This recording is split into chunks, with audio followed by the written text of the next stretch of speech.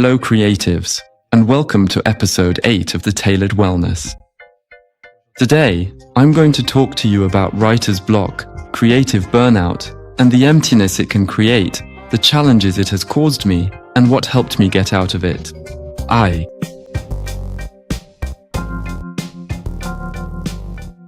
think that losing the desire to create can happen very quickly, especially with this pace and in these creative industries, where everything is always being. With deadlines, it was due yesterday, not today. We all know how that goes, and I think the last time it happened to me was recently, after the January 2024 show, when a bit disappointed, really. It didn't quite meet what I hoped for, with a few issues here and there. Things happened quickly, tight on cash flow. I thought to myself, the Olympics were coming to Paris. I had clients who hadn't paid their invoices, services rendered. And the idea was, really, it was going to be very complicated to manage, so a lot of stress, and the Olympics happening at the same time. So I decided to focus on the June season, and it was my best friend who gave me a wake-up call at one point, who said to me during the April review, "Stephen, you've got the tingry. You're really not in sync. You're doing everything, but you're doing too much." And the issue with doing everything and doing too much is that you often end up burning out. It's as if, instead of taking the time to look at what's there, we just rush through things. And honestly, I got lost. It's the first time. And I think the last time before that was mainly in 2023. I can't remember why anymore. All I remember is that I was in Korea to do a showroom in Seoul. And I had this thing of, I was at the end of my tether, really. Yes, I remember why now. I'd had an order cancelled on me by Essence. So, it was a bit complicated. Back to reality. It was mainly full of questions about how the business would keep growing and how the brand would keep evolving. So, I remember being at the hotel in Seoul, thinking to myself, yeah, okay, things aren't great, I don't feel like it anymore, I'm fed up, I'm tired. It was really just a general feeling of being completely fed up with it all. But at the same time, I was still carrying on, pushing things forward, because I was bold enough to do a showroom. So, I went to see some shops, I went out to meet people. So, it was really revitalizing. My body didn't let me down at that point. It was really more of a mental thing. I was kind of in a constant fog. And I started following the advice from a book, which I'll tell you about later. Little teaser, here it is. Artist on the Table. I swore by this book for a full 2.5 years afterwards, right up until about 6 months ago. It's pretty cool. What's tricky as a creative is that it's a real need.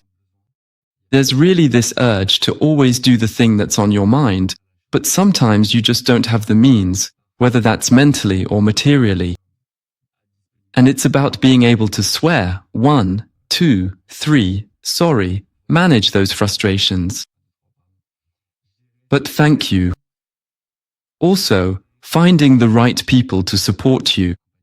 Another challenge I faced was, well, long before that, when I was in London, and because in the episode where I talked about my mental health, which had taken a real hit about 10 years ago, I had lost all creativity. My body had stayed stuck in survival mode. I don't know if you know this, but basically, we have a system in the body, the nervous system, sympathetic and parasympathetic.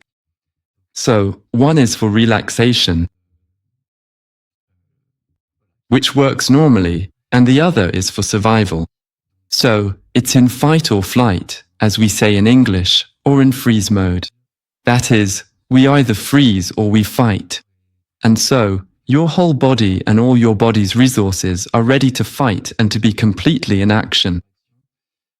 Except that when you're supposed to be creative, it's more about the system that puts you into relaxation and calm, being able to come up with ideas, think things through, and be in the best possible state for it. And actually, I had stayed a bit stuck in that survival mode. So, a body in survival, is a mind in survival, not a creative mind.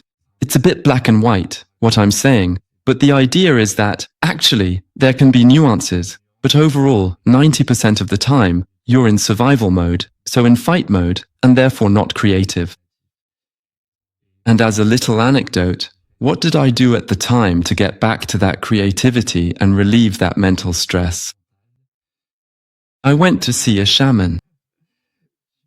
I went to see a shaman in London who used singing to, how can I put it? Cleanse the energy a bit, the aura, whatever you want to call it. And it was 3 hours where I was sitting on a chair, eyes closed, and she would go into a trance to see everything that was there, and I remember that for the month that followed, I cried every day. It was like proper tears every day, without really understanding why. And the second session, 2 months later, was the same. And what's really funny, so, that was when I started my master's degree. So, in London, I managed to find that creativity again quite quickly. I spent a lot of time in libraries, reading and exploring fashion magazines, photography, creative and visual things, especially things that nourish me. And then I thought to myself, okay, it can come back. It was really the first time, I think, that I truly felt creativity could fade away. But it's about understanding the mechanism behind it, purely physiological, and how you get it back. I know that now, today, when there's a bit of a slump. A little time in nature, in the forest, really, you just end up observing calm things. It's a bit like rediscovering the very essence of being human in a natural state, coming back to yourself and aligning in a pure and simple way. So it might sound a bit cliché, but I know it works wonders. For some, it's the mountains, for others, it's the forest, or the sea, whatever you like. Find your own Madeleine de Proust to bring you back and create those moments. I have plants at home for a good reason. I should put one in my studio, note to self. Another situation is when the desire to create becomes pressure.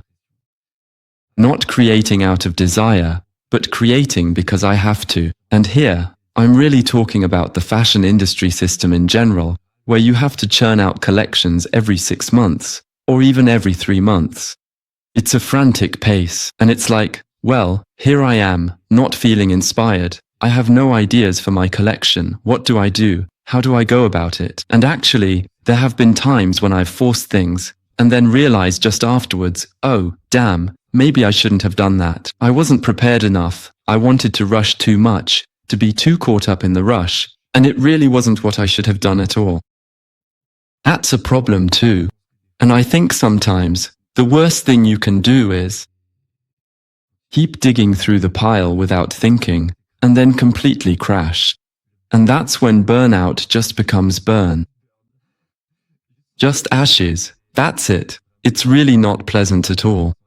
Because you need to know that when your body and your brain go through burnout, your brain chemistry changes and it can end up in depression, anxiety disorders, and other psychological issues.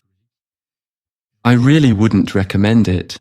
Have people around you who will give you a wake-up call, an alarm bell or a list, a checklist. I don't know, you do this every month, every 2 or 3 months. Am I doing well? What are the criteria? Are we eating and sleeping well? I eat well. I exercise. Am I smiling? Are my emotions on edge? Am I fasting, etc.? It's important. It might seem silly, but it's a useful tool to just have a checklist. Something somewhere that tells me, that's not me, that's me. That's me when I'm normal. That's me when I'm more tense, and knowing when to rest. It's important. The blank page, to come back to this idea, to the title of this episode, it's the fear of not having any ideas. Sometimes, when I'm in this state of being blocked, I tell myself that I must have the fear of the blank page. So maybe the subject itself, the fear of the blank page, can be the subject itself to counter the blank page.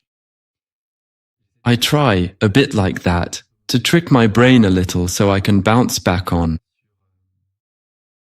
Sometimes, not facing the camera and telling myself I forgot what to say, it's not a big deal. A few words and we get back on topic and move on with the blank page. Often, it's there from unconscious fear. And that, I'll talk about in another episode. Or because we're in a creative phase, tense, in a creative block, there might be other ideas. For me, what really helped was this book called The Artist's Way. This isn't sponsored content, it's just a tool I came across on TikTok. I scroll through TikTok like a Gen Z. They call me Zillignor, and not for nothing. I really liked this book, which is written by Julia Cameron. And it's a bit about how, for those who aren't creative by profession or by nature, to understand that everyone is creative, that we all have creative things within us, even if you're an accountant or, I don't know, any job that doesn't seem creative. Creativity is the brain's ability to find solutions to problems. And so, it can be visual, it can be mechanical, physical, whatever you like. There are loads of ways to be creative. First thing, and the theory of this book, is that creativity is our inner child. For those who aren't too sure about the concept of the inner child, it's a bit like the mini-you. It's the little you that you were as a child, who is still alive inside you and is always there. If you were lucky enough to be able to grow up in an environment that allowed you to express yourself fully. Life has run you over, you've been steamrolled by your parents, people at school, teachers, in short, all the outside influences have, well, sort of locked that part of you away. And often, it just wants to be awakened, and it's about how to nurture this inner child. And the first thing Julia Cameron advises you to do in this book is to write 3 pages every morning. So, at first, I thought, oh bloody hell, 3 pages, me, writing and all that, can't be bothered. But actually, no, it's in the morning, so I'd get up, have my breakfast, right next to me, my pen, and it's just, okay, what's going through my head? Everything. You write everything down. The support, the nice weather, the stress of the moment, what I'm going to do tomorrow, what I'm going to eat, and so on. Something I'm happy about, not happy about, stress, the news, whatever, just empty your head. Because it then allows you to arrive at work in a state of, I'm settled, and day by day, you'll write 3 pages. Sometimes it'll only be 2, sometimes more, sometimes less, and so on. You'll notice ideas popping up or things that keep repeating themselves. And once again, as I mentioned in this episode, anything that repeats itself either belongs to you or is important. And in fact, at some point, you'll need to highlight all these recurring ideas. And what I suggested at one point is that they prompt you with questions like, if you had no financial constraints right now, what would you do? What is your mission? What is calling you? And sometimes, we might say, yes, actually, if I had everything I could, I would do that. Okay, today, you don't have the finances to do it, but what small step can you take to move towards that goal? And then, as a result, you become much more aligned with yourself and you start to find, as a result, these ideas, these creations, and so on. The second thing she recommends doing is the artist dates. The artist date is a date with your own inner artist. You take yourself to do things that nourish you. When you're busy, running on the treadmill with your head down, you forget to do things you enjoy. You might even forget what you enjoy. That happens to me. I'll work like crazy on the collection for 3 months. Then the collection ends, Fashion Week, and I'm just there. What do I do? That's it. It's easy to forget, but important to rediscover. It could be anything. The first time I wanted to do that, I thought, I'll buy tickets and go to the Paris Aquarium. Why the Paris Aquarium? Because I love water. I liked being as if under the ocean, and it just changed me. The ideas. Just a side note, don't go when there are loads of children screaming everywhere. It wasn't pleasant, really not pleasant at all, but still, it reminded me a bit of my own childhood, in a way. Sometimes I would just go out to the cinema, something I do regularly as well, going to the cinema on my own. There are times when my mind is thinking about something other than the film, so I end up thinking about work stuff during the movie. And there you go. It's a bit like a game of mental ping pong. I can't even remember everything I've done. When I was in Korea, I actually started reading this book. I told myself, well, today, I'm going to get a massage. Today, I'm going to discover this place. It's easier when you're on holiday, but the most important thing is to do it when you're at work. During the week, saying, on this day, I'm going to do, I don't know, an activity, pottery, sticking my fingers in the clay, I love it, or whatever it might be. Sometimes it's just something simple like going to the bakery and buying the best custard tart you can eat. I love custard tarts and millefeuille. If you ever want to give me a little present, that's it. You treat yourself to something once a week that nourishes you from the inside, or quite literally, your stomach. But there you go, it's all about the simple things. But things that help you recenter yourself. And then, the book, well, it's about 12 weeks of protocols on how to rediscover your creativity, what your blockages are, what you can do to. Basically, asking yourself the right questions to, okay, as I said earlier, without any constraints, what would you do today? What is the first small step you can take in that direction? How can you create time to do it and remove the cognitive biases that are holding you back from these things? Really, for 12 weeks, sometimes it's tough, and every week you have to do a checkup on where you are, what you've done, and what you've learned about yourself. And for me, it really allowed me to refocus throughout the summer of 2023. And I came back at the start of the new term feeling fresh, future-oriented, much less stressed, and telling myself, I'm safe in the present, I can keep creating. And I can move forward. Now, today, maybe I should do it again. Actually, I think summer would be more interesting for that. A little refresh is good. These are things you can forget quickly, but writing, I still have it and the tools. If I need them, I use them regularly. And I strongly recommend getting them for yourself. I've recommended them to several friends. They all loved it. I passed it on to other friends, who then told me that they'd been talking about it. So, I felt like the circle was complete, and that's my biggest piece of advice. There you go. It's about refocusing. Taking time for yourself, and there's a method to help you get aligned. And we've come to the end of this episode. Tell me, what are your routines or tips when you get stuck? And I'd be delighted to discuss this topic with you next time. Thank you.